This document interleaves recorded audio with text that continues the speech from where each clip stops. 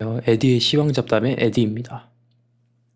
저번 동영상에 이어서도 좀 비슷한 얘기를 계속 하게 되는데요. 이번 이제 동아일보에서 나온 뉴스인데 대출 문턱 높아지는데 금리까지 꿈틀 대출 보릿고개 온다. 저번에도 말씀드렸다시피 농협에서 지금 대출을 억제기 시작했는데 이제 1금융권 은행뿐만 아니라 2금융권에 속하는 뭐 저축은행들에서도 이제 1금융권에서 하는 대출 금지 조치를 따라하는 모양새를 띠고 있는데요. 여기 보시면 은행 이어 저축은행 등도 대출 중단 동참. 한마디로 여기 보시면 22일 금융권에 따르면 그 금융감독원은 20일 저축은행 중앙에 신용대출 한도를 대출자의 연소득 이내로 제한해달라고 요청. 한마디로 이제 금융감독원에서 1금융권 은행에 먼저 요청을 하니까 이제 2금융권 은행들도 이제 대출 중단 조치에 지금 참여를 하고 있는 추세가 이어지고 있는데 지금 여기 보시면 26일 날 이제 하는 금통위에서 금리 인상이 현실화할지 주목하고 있다. 지금 이번에 신임 새로운 분이 들어오시면서 이제 최종적으로 이제 금리 인상까지 하려는 모양새를 보이고 있는데요. 지금 보시면 이미 뭐 여파가 드러나고 있죠. 불안불안 코스피 증시 급락에 펀드 자금 몰린다. 네, 이제 개별 펀드로 조금 이제 개별 주식으로 승부를 보기 어려워지니까 투자자들이 전반적으로 뭐 여기 보시면 뭐 국외 펀드라든지 베트남 펀드, 뭐 인도 펀드 아니면 뭐 국내에 뭐 벤처 펀드 같은 이제 펀드나 ETF로 자금이 약간 빠져나가는 그런 모양새를 띠고 있네요. 네, 여파가 계속 드러나고 있죠. 지금 대출 완화해 준다더니 나 전세 어쩌라고 시민들 분통. 지금 원래는 이제 전세금이나 이제 매매 대금을 기준으로 대출을 해주던 거를 연봉 기준으로 바꾸게 되니까 사실 집만 사려고 대출을 받는 게 아니죠. 이제 전세금이 뭐 올랐다 이 생각지도 못하게 그때도 이제 대출을 받아야 되고 또 이제 꼭 대출을 꼭 주택 용도가 아니라 이제 일부는 뭐 이제 생활비를 급하게 뭐 상환하는 식으로 급전식으로 활용하는 경우도 있고 그런데 지금 뭐 주택담보대출뿐만이 아니라 거의 모든 대출을 전방위적으로 축소하고 있는 분위기입니다. 분위기가 아니라 축소하고 있죠.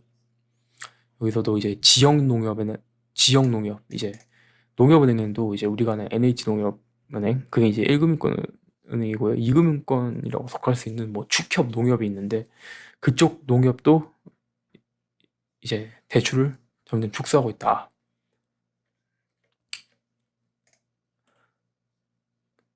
그리고 여기 보시면 이제 주가 급락에 비투개미 주식 강제 처분 위협 측면. 되게 공교롭게 주가 급락이랑 대출 조치랑 좀 시기가 묘하게 겹치고 있죠. 이게 사실 자산 가격 상승 같은 경우는 뭐 호재 이런 다양한 뉴스들도 있겠지만 사실 제일 큰 영향은 수급이라고 보시는 게 맞다고 생각하시면 돼요.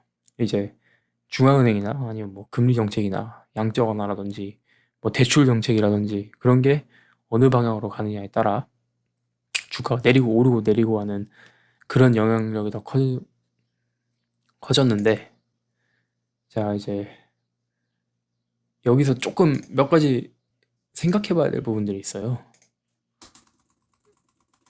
제가 좀 정리를 미리 해봤는데요.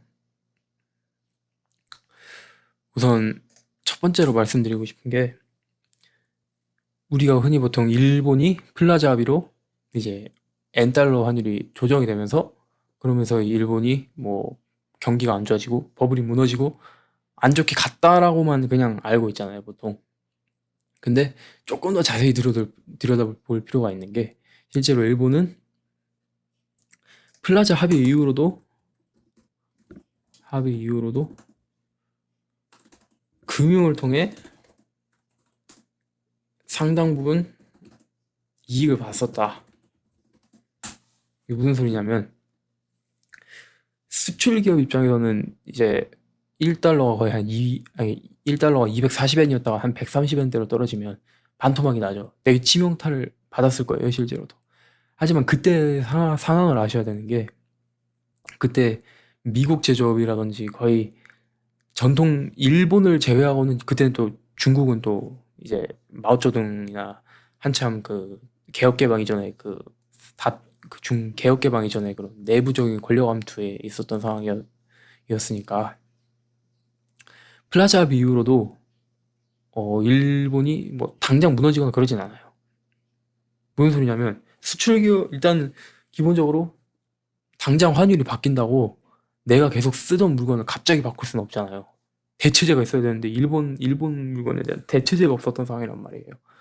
근데 일본 입장에서 어땠냐? 플라자 이후로 일본이 급해집니다. 이 수출로 마이너스 나는 걸 어떻게든 메꿔야 된다. 그래서 어떤 선택을 하냐면 금리를 내리게 돼요. 금리가 내리게 되고, 옛날에 1달러가 250엔, 260엔이었는데 갑자기 130엔이 됐어요. 우리로 치면은 1달러에 한 1,500원 하다가 갑자기 750원이 된 거예요, 하루아침에. 그러면 무슨 생각을 하겠어요? 네, 이 미국 자산을 쓸어 담아보자. 그래서 여기 이제 하버드 비즈니스 리뷰 1989년 3, 4월자에 이제 쓴 내용인데, 여기 제목 보시면 Power without purpose, 그러니까 목적 없는 힘, 권력, 뭐 이렇게 해석하시면 되겠죠. The crisis of Japan's global financial dominance, 일본의 국제적 금융 우위의 위기, 뭐 이러면서 전반적인 내용은 이제 일본이 금융 영향력이 어마어마하게 커졌는데 그걸 그냥 돈벌이 하려고 한다 뭐 하는 식의 비판 내용인데, 조금은 걸러 들으셔야 될 필요가 있는 게, 이때 미국이 몰린 상황이었다는 거. 그렇기 때문에 당연히 몰린 입장에서는 그거를 치고 올라오는 경쟁자를 당연히 안 좋게 볼 수밖에 없겠죠. 그렇게 이해해 주시면 되는데, 제가 이 기사에서 몇 가지 이제 얘기하고 싶은 부분은, 이게 플라자 합의 이후예요. 플라자 합의가 1985년에 이루어졌고 89년에 써진 거니까, 플라자 합의 이후에 일본 상황이 어땠는지 알 수 있는 그런 이제 글이라고 볼 수 있는데, 여기 보시면 The Tokyo Stock Exchange has now surpassed New York to become the world largest on the basis of market capitalization. 그러니까 뉴욕 거래소, 도쿄 거래소가 뉴욕 거래소를 시가총액으로 제꼈다. 그리고 이 두 번째 보시면 of the world 10 largest banks, 9 are Japanese. 89년 당시 대형은행 10개 중에 9개가 일본계였고, if deposit size is the unit of measure, no US bank makes it into top 25. 예치량 뭐 예치금 금액에서만 봐도 미국 은행들이 상위 25위 안에 아예 들지를 못한다. 그리고 일본 Japanese investors' appetite is the key determinant of the price of the US Treasury bond. 미국 채권이 일본 투자자의 입맛에 의해 왔다 갔다 그랬던 거죠. 그러니까 전 세계 돈을 플라자 합의로 미국이 이익을 바로 본 것 같지만 실상은 불리했어요. 왜냐하면 환율만 좋아진다고 갑자기 제조업이 뛰어오를 수는 없단 말이에요. 그러니까 플라자 합의가 이루어지면서 일본이 가용할 수 있는 달러가 2배 이상 늘어난 거죠. 거꾸로 생각을 하면. 예전엔 250엔이 1달러였잖아요. 근데 똑같은 250엔인데 그게 환율이 조정이 되면서 이제 그 2달러가 돼버렸네. 이러니까 일본인들은 동일한 돈을 가지고 미국에 있는 자산을 기존에 있던 것보다 2배 더 살 수 있게 된 거죠. 그러니까 미국 금융이 어떻게 되겠어요? 거의 일본한테 빨아 먹혀갔다. 그래서 여기 보시면 Japanese and Japanese owned banks now supply more than 20% of all credit in the state of California. 일본과 일본인들이 소유한 은행들이 캘리포니아 신용액의 20% 공급을 한다. 또 여기 보면 Nomura Securities has enough capital to buy up all the leading Wall Street companies. 노무라 증권, 지금도 꽤 큰 외국계 증권사죠. 노무라 증권이 그 월가의 네로라는 회사들을 모두 자본을 몽땅 사들일 만큼의 그 자본금이 있다. 그러니까 여기서 보시면 플라자 합의 이후에도 일본은 금융으로 상당히 잘 나왔어요. 무서울 정도로.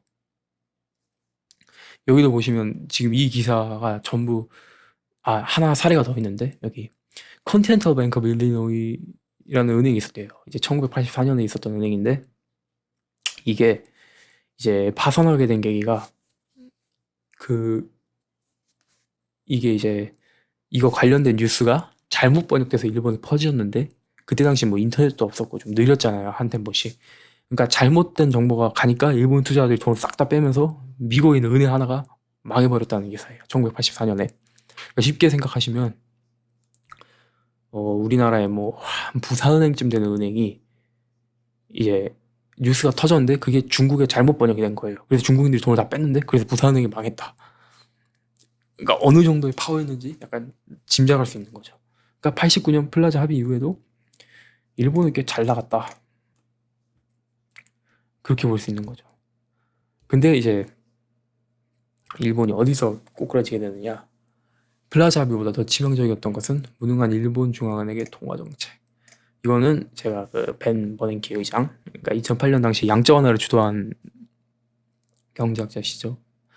그분이 2000년도 1월 9일 날에 이제 보스턴에서 있는 미팅을 위해 쓴 발표문 같은 건데 이게 이제 이분이 이제 일본의 그 89년도에 이 버블 붕괴 이후에 실패를 분석하시면서 썼던 그런 글인데 그분이 이제 썼던 이제 왜 일본이 실패하게 됐는지에 대한 이유가 여기 적혀 있는데요. 너무 다 읽으면 너무 기니까 이제 중요 파트만 몇 개 집어서 알려드리자고 하면은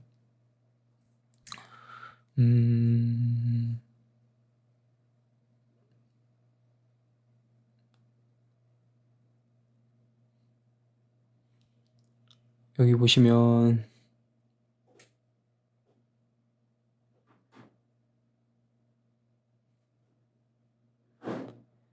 In short to medium run, however, macroeconomic policy, 거시경제 정책들이 has played and will continue to play a major role in Japan's macroeconomic misfortunes or fortunes.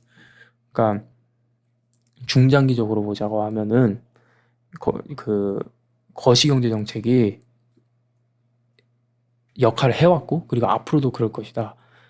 그 일본의 그 거시경제 뭐 문제, 불운 혹은 운을 결정하는 뭐 주요한 역할을 할 것이다. 이런 식으로 얘기를 하시면서 여기서 그 얘기를 하세요. 어디 있냐? 여기서 보면 Among the more important monetary policy mistakes were 일본이 한 3가지 실수. 자, 첫 번째, the failure to tighten policy during 1987 from and dash 89. 그러니까 despite evidence of growing inflationary pressures. 그러니까 버블이 일어나기 전이죠. 1987년부터 89년까지 이제 인플레이션 압박이 점점 거세지는데 그때 아무런 통제를 하지 않았어요. 그리고 그 뒤에 부연 설명이 나오죠. A failure that contributed to the development of bubble economy. 버블 경제를 이렇게 만든 실수. 네, 뭐 이렇게 해석하시면 되고요. 그리고 두 번째는 the parent attempt to break the stock market bubble in 1989 to 1991. 그러니까 which helped to induce an asset price crash. 그러니까 1989년부터 91 그리고 두 번째가 나오는데 두 번째는 1989년부터 91년까지 주식 가격을 뭐 우리로 생각하는 자산 시장 가격이라고 생각하시면 돼요. 뭐 이제 부동산도 되고 주식도 되고 둘 다 되겠죠. 그거를 급격하게 꺾으려고 했던 시도. 그래서 이게 나중에 그 자산 가격 붕괴로 이어지게 되는 그걸 이제 두 번째 실수라고 했고요. 그리고 세 번째 실수는 the failure to ease adequately during the 1991 to 1994 period as asset prices and the banking system and the economy declined precipitously, whatever. 그러니까 1991년부터 94년에 시장 가격이 무너졌잖아요. 그럼 어떻게 돼야 되겠어요? 이제 좀 양적 완화도 좀 해주면서 금리도 좀 쉽게 가면서 세금도 좀 낮춰주면서 회복을 했었어야 되는데 그게도 실패했다. 이 세 가지 원인이 일본을 침몰시켰다. 그래서 2008년에 벤 버닝키 의장은 일본이랑 반대 선택을 하게 되죠. 일본은 금리를 올리고 쪼였어요. 근데 벤 버닝키 의장은 어떻게 해요? 금리를 0%로 만들고 그걸 넘어서 돈을 찍어서 뿌려요. 다 실패할 거라고 했지만 결국 어떻게 했어요? 2008년 금융위기를 잘 넘기고 지금 또 다른 이제 위기에 직면하고 있지만 금융시장이 통째로 무너지는 건 막았어요. 일본은 반면에 89년 이후로 아직도 회복이 안 되고 있죠. 여기서 보시면 일단 첫 번째는 자산시장이 급격하게 상승하기 전에 미리 선제 조치를 했어야 되는데 그걸 안 했다. 우리나라 같은 경우는 이렇게 생각할 수도 있겠죠. 지금 부동산 가격의 상승은 사실 한 3, 4년 전에 이루어졌던 정책 결정의 결과물이라고 보시면 돼요. 그러니까 지금 이 부동산 가격을 잡으려고 했었으면 어떻게 했었어야 하냐. 늦어도 18년에서 19년부터는 공급 계획을 잡았어야 된다. 공급 계획도 좀 늘리고 대중교통도 좀 하고 재개발, 재건축도 조금 더 풀어주고 완화해주는 식으로 공급을 유지해 왔었어야 되는데 반대를 했죠. 그래서 우리는 이 일본이 첫 번째 실수는 이미 한 상태예요. 두 번째, 자산 가격을 갑자기 너무 단기간에 급속도로 죽이려고 하는 시도. 제가 걱정하는 내용이 바로 이건데 지금 이제 대출을 금지시키잖아요. 그러니까 아예 이제 대출 자체를 금지시켜서 통화의 유입 자체를 막아서 자산 가격을 아예 못 올리게 하겠다는. 근데 일본이 이걸 당시에 몰라서 안 했을까요? 일본은 금리만 건드렸어요. 물론 그 금리 이거 파괴적이었지만 돈을 아예 못 빌리게 하는 거랑 빌리는데 그 비용을 높게 받는 거랑 뭐가 더 충격파가 클지는 약간 예상할 수 있잖아요. 예를 들어서 누가 1,000원이 지금 급하게 필요해요. 일본은 어떻게 한 거냐면 1,000원을 빌려주는데 그 1,000원을 빌리는 비용을 높게 받았고 빌려주긴 했어요. 우리나라는 어떻게 했냐면 하고 있냐면 아예 1,000원이 급해서 막 당장 필요하고 이걸 내야 되는데 그냥 아예 못 빌리게 해요. 아예. 그러면 어디가 더 급격한 자산 가격 조정을 받을까요? 이게 제가 좀 우려하는 부분이라고 할 수 있고요. 지금 우리나라가 가고 있는 상황이 상당히 너무 급진적으로 빠르게 정책을 시행하고 있는 거 아닌가에 대한 우려가 있어요. 그리고 세 번째, 여기 보시면 91년부터 94년 이제 버블이 무너지고 난 이후에 경기를 촉진시켜줘야 되는데 그걸 충분히 하지 못했다. 이건 이제 아직은 우리나라가 2단계는 아니죠. 그나마 이제 조금 뭐 긍정적으로 생각할 수 있는 부분은 저 때는 우리나라가 정권이 뭐 바뀌거나 다음 정권으로 넘어간 이유다. 그 시점은.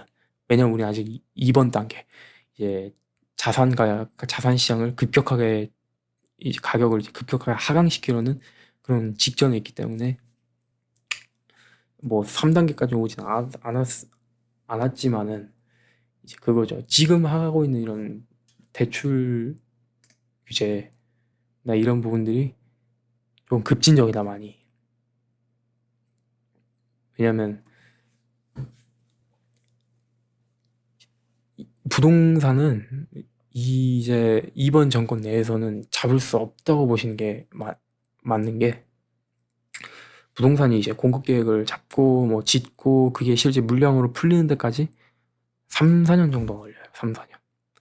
그러니까 지금 부동산을 올리지 못하게 하려고 했으면 지금 하는 한 1년 전 이렇게 할 게 아니라 17년, 18년 때부터 꾸준히 해왔어야 되는 거죠. 그래야 시장도 공급을 계속 하는구나. 그러면 우리도 조금 이제 한 발자국 뒤로 물러서야겠다. 내 생각엔 조금 나중에 사도 공급 때문에 뭐 가격이 조금 더 횡보할 여지가 더 많다. 뭐 이런 식으로 판단을 해서 시장이 이제 그 부동산을 구매하는 것 자체를 조금 뒤로 미뤘겠죠. 근데 반대가 되어버렸어요.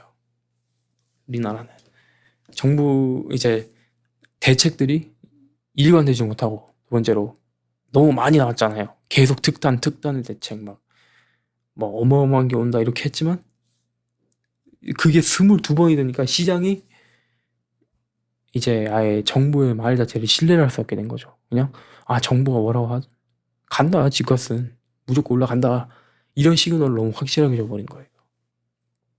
그래서 지금 부동산 시장 잡을 수가 없다. 잡으려고 하면 그게 더 문제다. 왜 그러냐면 아까도 말했다시피 일본을 무너뜨린 건 플라자 합의도 아니었고 뭐 주택 부동산이 많이 올라서도 아니에요. 그거를 감당하는 비용이 증가하면서 이제 무너진 거란 말이에요. 근데 우리나라는 더 급진적이라고 하는 이유가 일본 비용이 증가를 한 거예요. 근데 우리나라는 그 비용을 낼 돈 자체를 끊어버린 거죠. 숨통을. 저도 솔직히 뭐 이런 사례가 얼마나 있는지 감이 안 와서 어떤 타격으로 올지는 모르겠는데 급진적인 건 사실이다. 차라리 이럴 거였으면 저는 그냥 금리를 살살살살 손보는 게 더 낫다고 생각을 해요. 차라리. 왜냐면 대출을 막는 거야말로 이제 아예 막아버리는 거잖아요. 파산으로 몰고 가는 거죠. 이거는 조금 더 근본적으로 우리 경제의 취약성을 증가시킬 수 있다. 이렇게 보이고, 그리고 이제 이 다른 두 개 내용은 제가 그냥 써왔던 건데, 여기도 써왔네요. 대출 금지 조치는 일본의 금리 인상보다 훨씬 가격하고 급진적인 자산 시장의 동기를 가져올 수 있는 정책.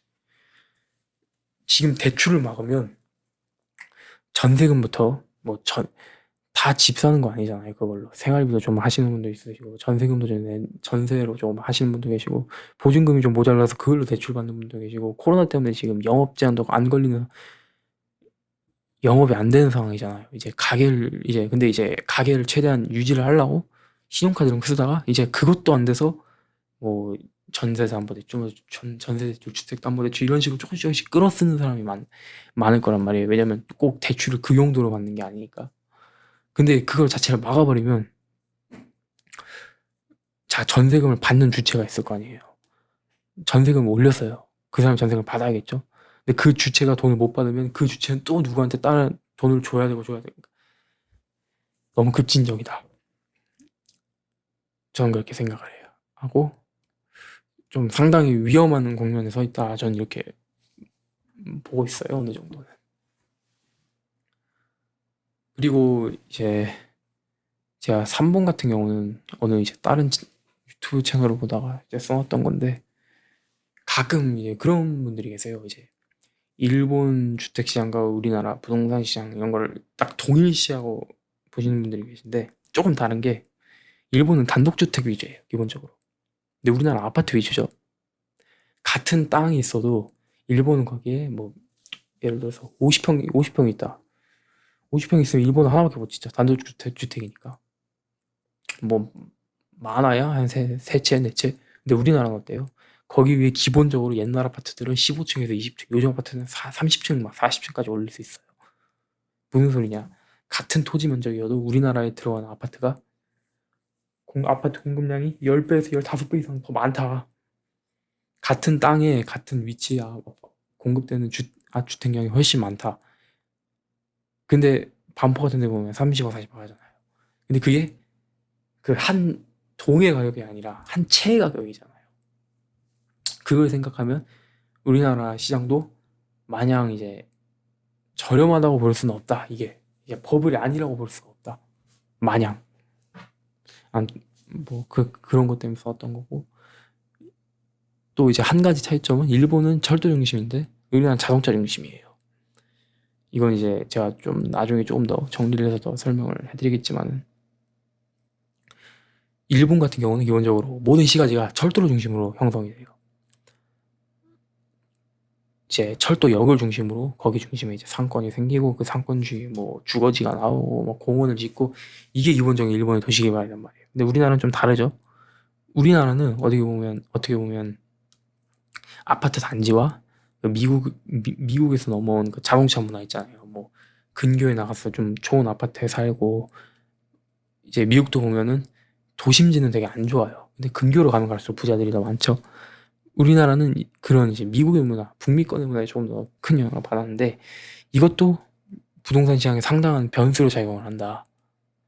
그래서 이제 일본 같은 경우는 계속 그 도쿄 중심지들이 계속 발전하고 도쿄 중심지가 커지는 식으로 발전을 해왔는데 우리나라도 그럴 거라고 단정할 수는 없다. 뭐 이런 얘기를 해드리고 싶어요. 이거에 관해서는 조금 더 정리를 해서 어떻게 비교를 해야 되고 뭐 다른 나라랑 우리나라 부동산 시장이 얼마나 다른지 이런 부분들은 다음 시간에 조금 더 보는 걸로 하고 일단은 길어졌지만 다시 본론으로 돌아가서 블라자비보다 더 치명적이었던 건 일본 중앙은행이 잘못된 통화정책이었다. 통화정책이라는 게 꼭 뭐 금리 뭐 채권 이런 걸 말하는 게 아니라 뭐 대출 규제 이런 것도 포함이 돼요. 그러니까 통화량을 조정할 수 있는 모든 정책, 수단, 방법, 이게 결국 그냥 통화 정책의 한 맥이다라고 생각하셔도 되고요. 아무튼 그래서 지금 대출 금지 조치는 증시에도 굉장히 악영향을 이미 되게 자명하고, 사실 이런 선제 사례가 없기 때문에 좀 위험할 수도 있다. 그게 좀 급진적이다. 이게 저의 기본적인 생각이에요. 그리고 그 저번 주에 코스피 많이 밀려서 좀 힘드신 분들이 많이 계실 텐데, 우리나라가 미국보다도 먼저 조정을 받은 건 바로 저 대출금지 정책이나 통화량 자체를 틀어 막아버리는 정책에 더 큰 영향을 받은 것 같다. 이렇게 말씀드리고 싶네요. 그렇죠. 그래서 이제 조금씩 나오죠. 주가 급락의 비투기미, 주식 강제처분 위협 증명. 결국 이 주가 급락을 만든 건 통화량 자체를 억제해버리는 정책. 그러니까 대출을 금지해버리면 주가가 급락하게 돼 있죠. 이제 이런 뉴스들이 그래서 앞으로 조금 더 보일 거라고 예상이 되고요. 여기도 보시면 이제 그 다음 뉴스 보시면, 코인 거래소 억누르다 블록체인에서 숨통 조일라. 지금 이 9월 24일 날 특검법이 실시가 되죠. 업비트는 이미 신청을 한 상태인데, 지금 이제 비썸, 코인원, 코빗 같은 대형 이제 빅4라고 하는, 뭐 거기에 고팍스까지 포함해서 빅5라고도 얘기를 한다 하지만, 지금 이 상황대로 쭉 진행이 된다면 업비트도 간당간당하고 나머지 그 업비트를 제외한 다른 거에서 몽땅 폐업하는 거 아니냐라는 그런 우려가 조금 있어요. 그래서 그런 우려 때문에 지금 이런 기사가 나온 것으로 보이고, 저는 기본적으로 이래요. 그러니까 뭐 규제를 하려고 하면 솔직히 이제 코인이 처음 떠오른 게 2017년도였고, 이제 다시 그때 한번 정리가 되고, 그때 정리가 된 업체들이 지금 이제 대형으로 남아 있는 건데, 그 정도로 이제 살아남은 업체들이라고 하면은 어느 정도 이제 제도권 안에 들여주되 향후 보완해야 될 부분은 하나씩 보완하는 게 맞다. 저는 이렇게 생각을 하고요. 9월 24일 날 이후에 이제 폐업을 시킨다. 이거는 아까 그 대출금지 조치와 마찬가지로 이미 돈이 나간 상태란 말이에요. 이미 나간 돈을 회수하는 건 어렵고, 잘못해서 하면 경기를 어렵게 만들 수 있죠. 그래서 조금 이제 이런 부분에 대해서도 이제 좀 급진적이기보다는 진짜 국민들의 자산이나 이런 개인적인 소득을 좀 보존해 줄 수 있는 방향으로 움직여야 된다. 그러지 않으면 주식도 밀리고 부동산도 밀리고 코인도 밀리면 결국 그 피해가 다 어디로 돌아오냐? 세수로 돌아오고, 정부 재정은 점점 더 안 좋아지고, 가계 자산 자체가 줄어들면서 이제 소비가 줄어들고, 그러니까 악순환을 계속 만드는 거예요. 그래서 저도 이렇게 좀 많은 자산이 이미 투입된 산업에 같은 경우는 그런 뭐 원리 원칙, 솔직히 원리 원칙도 그냥 만들어진 약속이거든요. 기본적으로 그런 거에 연연하기보다는 이제 최대한 그 이미 나간 자산을 잘 부풀려서, 그래서 성공적으로 회수할 수 있는 방법이 어떤 게 있을까를 생각하면서 정책 방향을 짜는 게 저는 기본적으로 맞다고 생각을 해요. 네, GM 전기차 볼트 2조들의 리콜, LG 원인 조사 후 일부 부담. 네, 요즘 배터리 쪽에서 조금 안 좋은 뉴스가 나오고 있죠. 지금 예전에 코나 EV도 약간 이런 사건이 있었는데, 지금 이 LG와 파트너십을 맺은 이제 GM의 차량 전기차에서도 화재가 발생하고 있어요. 물론 이제 어디 책임인지는 조금 불분명한 것 같긴 하지만, 여기 보면 코나에서도 나오고 GM에서도 불이 나면은 조금 뭐 생각해볼 필요는 있겠죠. 근데 이제 한 가지 우려되는 것은 CATL, 이제 중국의 배터리 경쟁사가 굉장히 빠른 속도로 밀고 올라오고 있다. 이번에 그 CATL에서 나트륨 배터리 같은 아예 리튬이 아닌 뭐 다른 소재를 활용한 배터리부터 뭐 가격부터 해서 이 리튬 인산철 배터리까지 이제 다양한 배터리를 저렴한 가격과 대량 생산으로 밀어붙이고 있는데, 우리나라 배터리가 지금 계속 이런 화재나 뭐 이런 특허 관련해서 계속 내부적인 문제가 좀 발생하고 있잖아요.